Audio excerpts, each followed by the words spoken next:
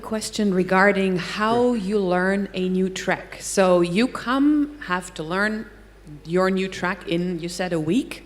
Do you have a strategy how to do that? Because I think that's probably quite a challenge.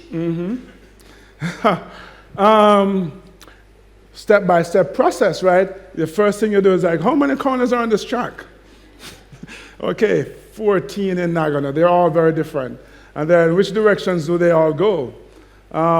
So you just basically learn that. And then you start going down to the nitty-gritty of, so each corner is a little bit different, longer, slopes differently.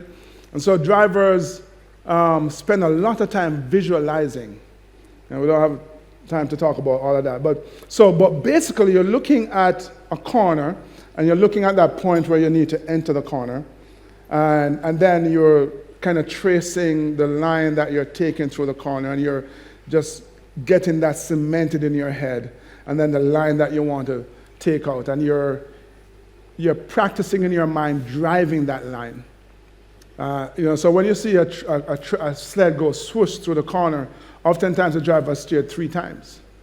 Like that. And for me, the corners I like the most are kind of like corner 7 in Park City, 8 in Calgary, similar. Corner 9, the Chrysler. They're long, and I know that you will watch and it goes swoosh, and I'm sitting there going, wait, and steer, right?